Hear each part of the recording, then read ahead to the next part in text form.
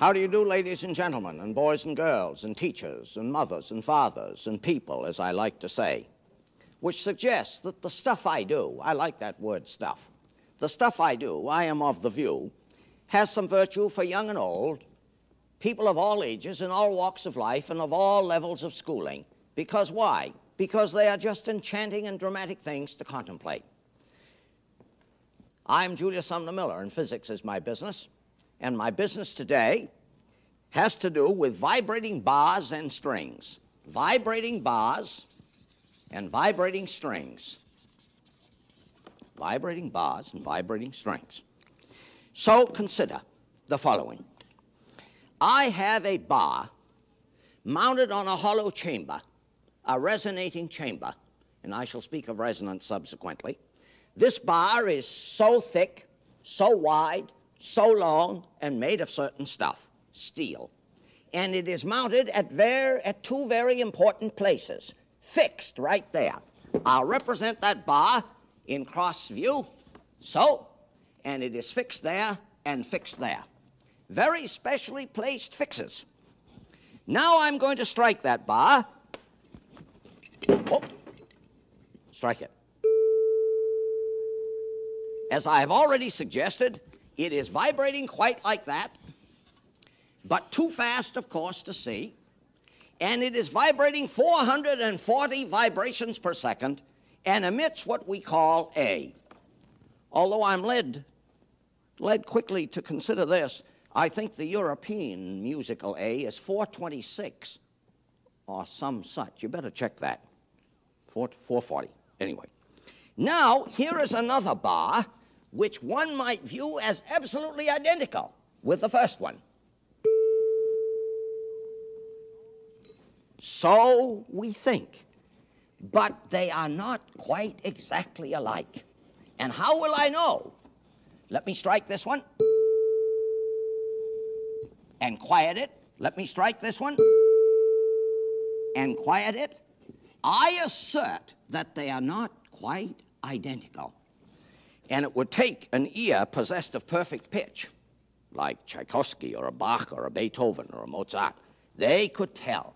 I'm going to show you that they're not alike. Listen.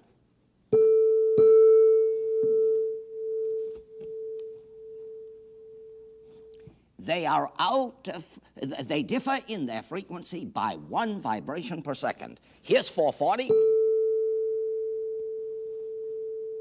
Here's 441. And therefore, every 440 vibrations, they are out of phase and create what we call acoustically a beat. This is a destructive interference.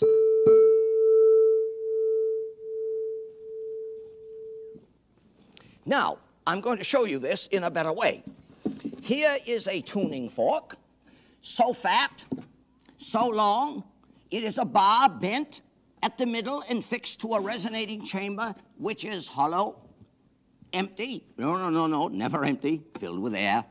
The box is so long, very critical, because the box must have a length appropriately resonant to the frequency of the fork. This fork emits middle C. This fork emits middle C.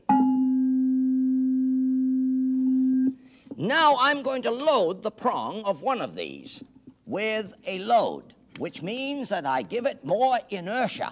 I make it fatter, heavier, more sluggish. Now listen.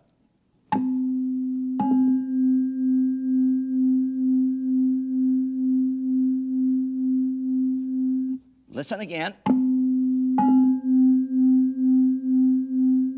Now I'm going to load it differently. Just slip that weight down further. Or I'll load it differently.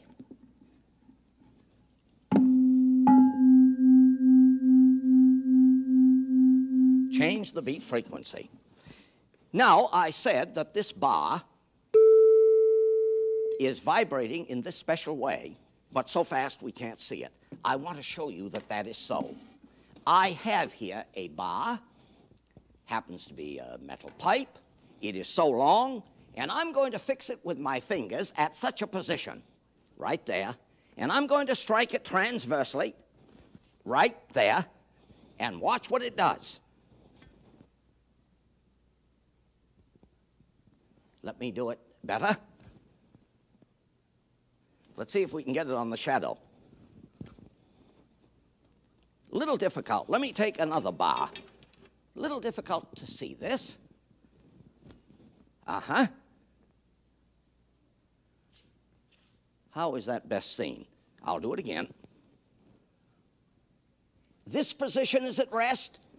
Another symmetric position is at rest. I'm going to show you that I can take hold of the bar at those nodes without interfering with the motion of the bar.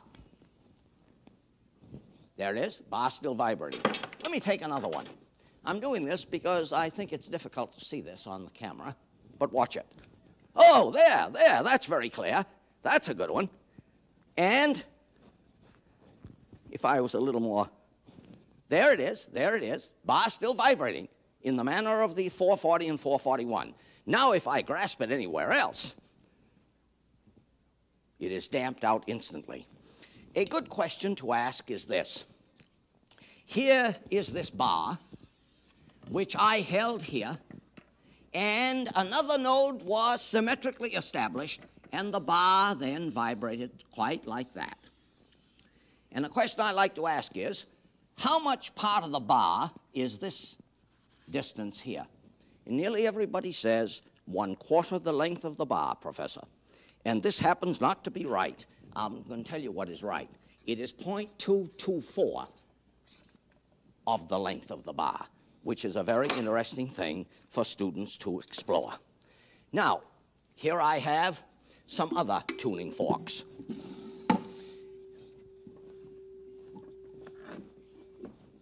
Notice I didn't know which one was singing. I had set it into oscillation. Here is one.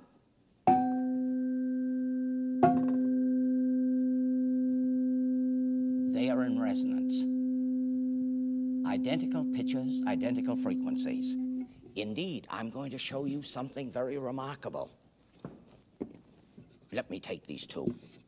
I'm going to strike this one and stop it, damp it, and listen carefully to the response of the other. Listen.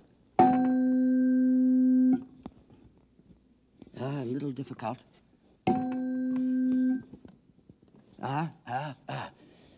Some trouble. I know what the trouble is. Too loose a tabletop so that the energy is being taken up by the table rather than by the resonating chamber there. But I shall return to this. Let me go to some vibrating systems. My musical sticks. Look here. An array of sticks cut to certain length, and I'm going to drop them successively. Listen.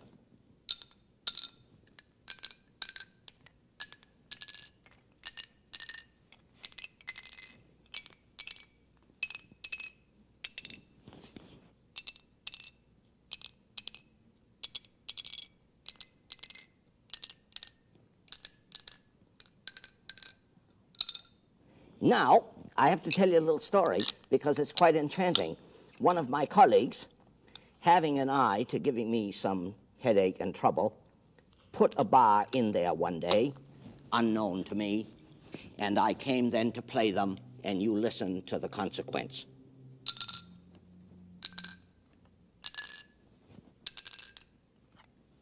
Hear that? Yeah, he fixed me by putting one in which was not quite tuned to the sequence of the others. Vibrating bars. Now, consider strings, vibrating strings. I have here a metal sliver, a little electromagnet in here which is energized by the electric current, so that this sliver is a driver of a string whose length I can change, whose tension I can change, but whose thickness or linear density is fixed. Now let me start this string vibrating. I plug in the little electromagnet. Now watch.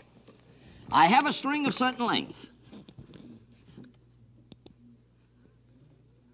There we are. I have put it under certain tension. I wonder if I can improve that view of things there by maybe having a white card or a black card or something. Will that do better? That may do better. That may do better. Watch it. I'm having trouble. There we are. There's the fundamental of that string, which is so long, beautiful. Oh, fellas, you've got it okay. So long, so tight, under such tension. Now I'm going to change the tension.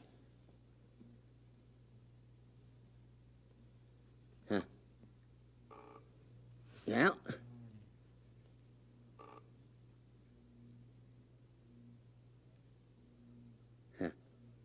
notice I'm having a little trouble. Well, that's physics. Physics is sometimes trouble. There we are. There we are. 2 loops. So for this string, this is the second harmonic or the first overtone.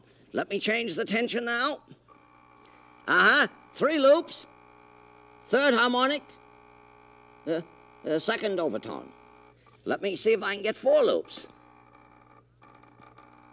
There we are. 4. No, 3.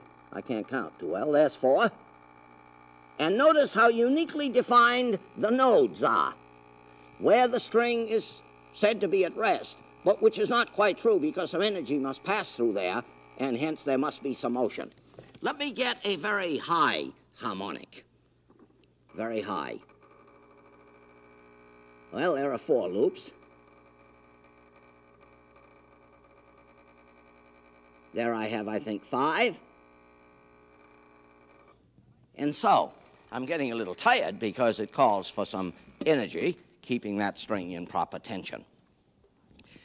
I want to show you now this business of resonance that I tried to show you on the forks but had some trouble with. Listen, I'm going to strike this fork, bar, present it to this one, stop this one, and listen to this one. Listen now.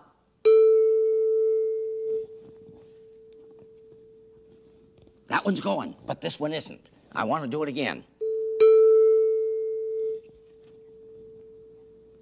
And this is resonance, which is exactly what happens, of course, when your ear hears me.